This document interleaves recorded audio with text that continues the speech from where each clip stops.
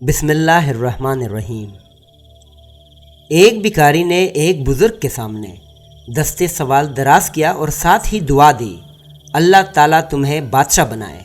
بزرگ نے اس سے پوچھا، کیا تم بادشاہ بننا چاہتے ہو؟ بھکاری نے حیران ہو کر جواب دیا، جناب میں نسلوں کا بھکاری، میں کیسے بادشاہ بن سکتا ہوں؟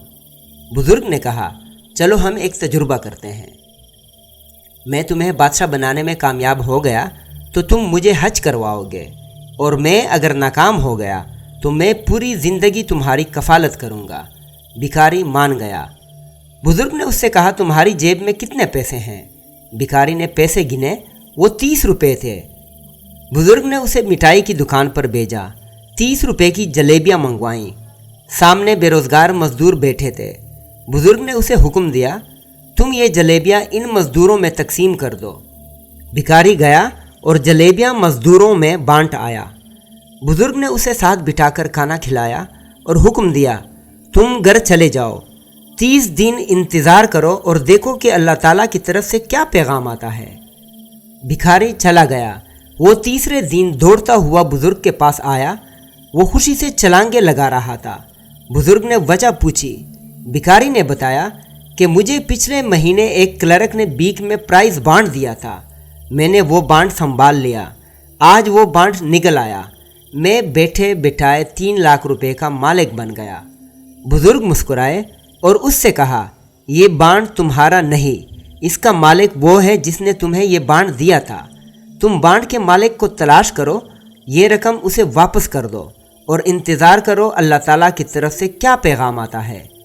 بھکاری کو یہ آئیڈیا بہت برا لگا، لیکن اس کے باوجود اس نے کلرک کو تلاش کیا اور بانڈ لے کر اس کے پاس پہنچ گیا۔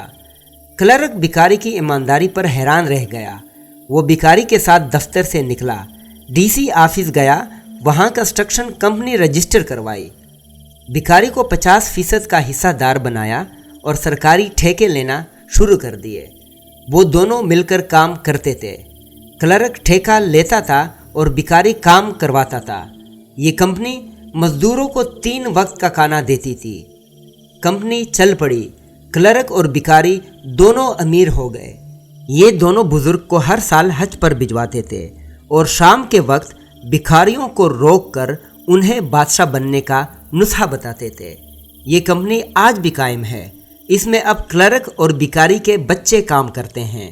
یہ کمپنی 30 روپے کے صدقے سے شروع ہوئی۔ یہ اب تک درجنوں لوگوں کو بادشاہوں جیسی زندگی دے چکی ہے۔ میں ذاتی طور پر ایسے 20 لوگوں سے واقف ہوں جو جاہل بھی ہیں، نالائق بھی اور غیر محتاط بھی، لیکن ان پر اللہ تعالیٰ کا کرم برستا رہتا ہے۔ میں نے جب بھی تحقیق کی، مجھے اس کرم کے پیچھے ہمیشہ صدقہ اور خیرات ملی۔ یہ دل کے صحیح اور ہاتھ کے کھلے ہیں۔ میں نے ایک اور چیز بھی مشاہدہ کی، انسان اگر صدقہ کرے اور ساتھ ہی عاجزی اختیار کر لے تو دولت بھی ملتی ہے اور عزت بھی، کیونکہ جس طرح خوشحالی کا تعلق صدقے سے ہے، بالکل اسی طرح عزت عاجزی سے وابستہ ہے۔ آپ جتنا جھکتے جاتے ہیں، آپ کی عزت میں اتنا ہی اضافہ ہوتا جاتا ہے۔